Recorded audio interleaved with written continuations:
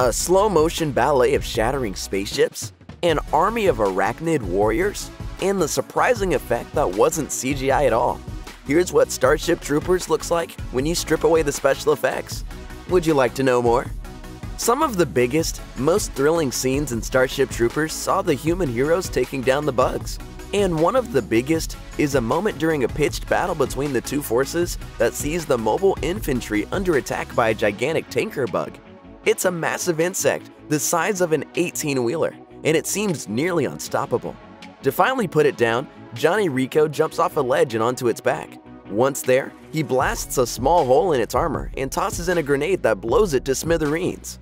To film this dramatic sequence required a mix of VFX, both practical and computer-generated, as well as some intense on-set stunt work. The latter was achieved by having actor Casper Van Dien jump from a real rock face, landing on a green foam mat below. Later, with the use of a CGI stand-in and close-up inserts of Rico, the entire sequence was assembled to make it look like the gung-ho former high school sports star was using his fancy football moves to deadly effect. Other portions of the scene required different kinds of special effects. A practical, full-scale version of the tanker bug's back was created for Johnny to stand on. The rig sat atop a large apparatus capable of moving the oversized bug prop back and forth. The shell was also recreated digitally later, and the two shots were seamlessly joined to make it appear as though Rico was riding atop a giant tanker bug, fighting for his life. The final part of Johnny Rico's takedown of the tanker bug sees him being thrown from its back and hiding behind the corpse of another arachnid.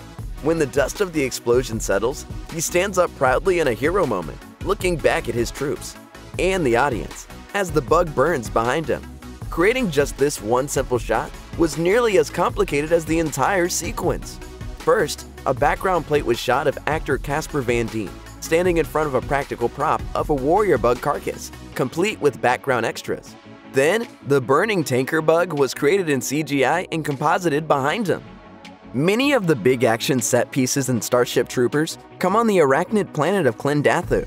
The invasion of the planet winds up being a botched mission and a total disaster for the Terran Federation. Filming Klendathu meant more than just a lot of blue screen, green screen, and CGI. It also required a full-scale set of a makeshift military outpost. Behind-the-scenes videos from the making of the film show the set while it was still under construction. Interestingly, a lot of the seemingly futuristic elements of the compound were actually made up of prefabricated buildings from a company called Sprung Structures, which offers high-performance, modular fabric buildings complete with furnishable interiors.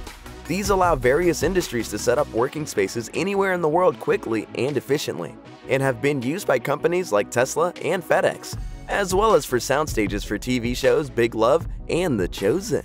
Aside from the army of CGI bugs, in fact, the entire set is practical, from the buildings to the desert surroundings.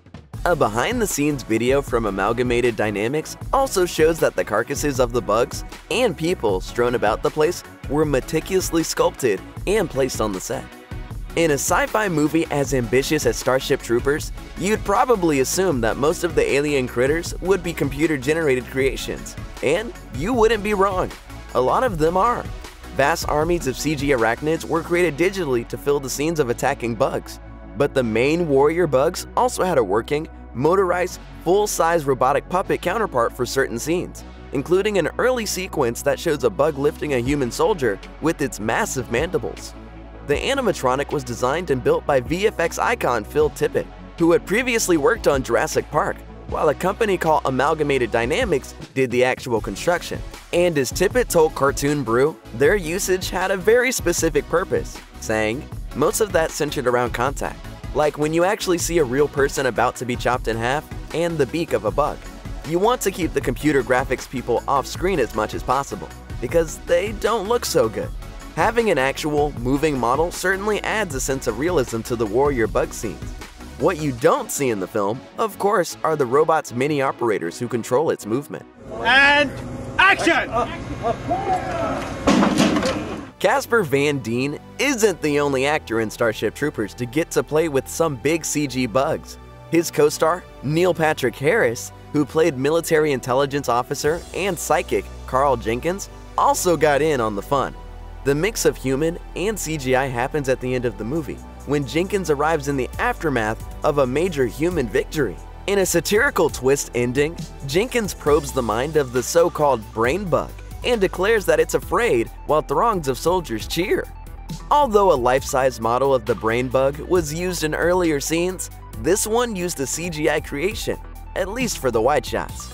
Seen in some behind-the-scenes footage, the bug was portrayed on the set by a big green stand-in partially covered in black fabric. This temporary jury-rigged version would be later removed in post-production and replaced with the CGI bug whose head pulsates and whose body oozes slime. As its title implies, Starship Troopers is about more than just soldiers. It also has a good number of starships. While there was plenty of CGI employed to bring some of them to life, many of the outer space sequences involving ships, like Carmen's cruiser called the Rodger Young, were filmed using custom-built models. One sequence involving dozens of starships under attack used models created by artisans at Sony's model shop Thunderstick, with George Lucas's Industrial Light and Magic, and a VFX studio called Boss, also lending a hand.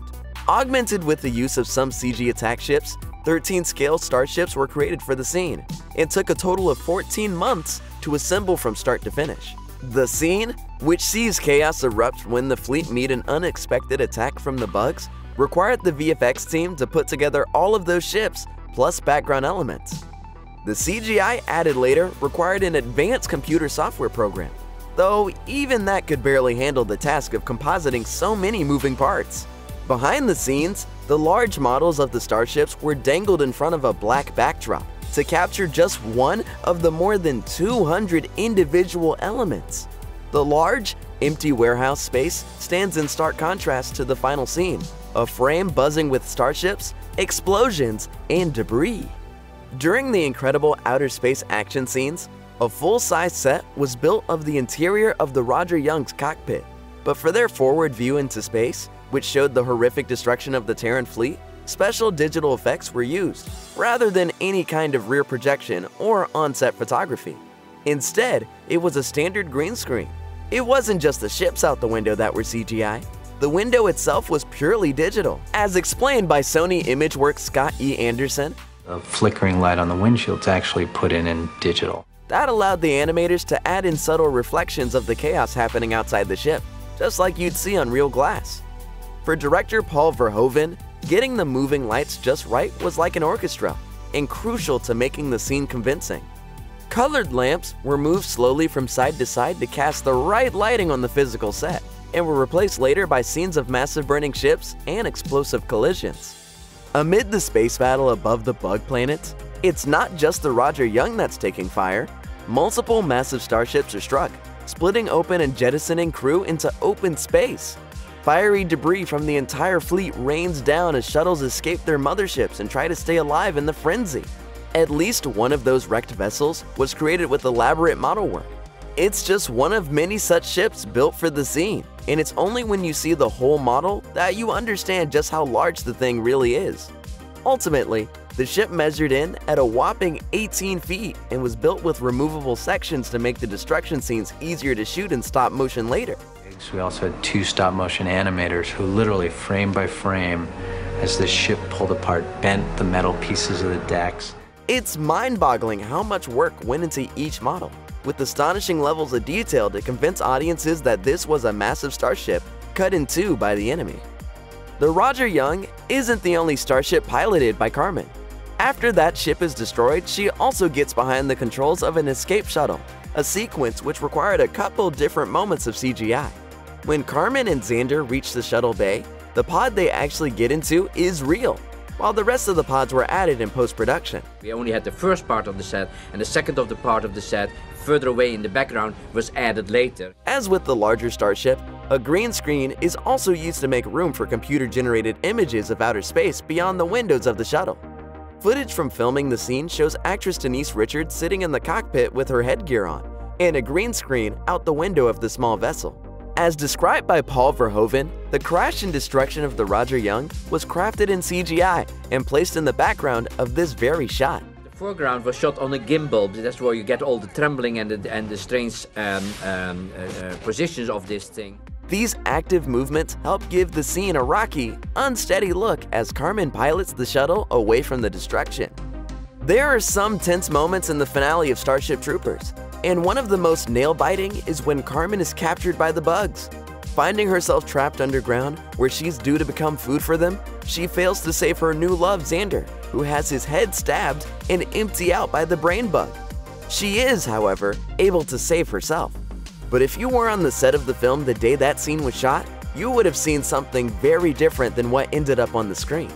Showing up in more behind-the-scenes footage is the moment where Carmen faces off against one of the bugs.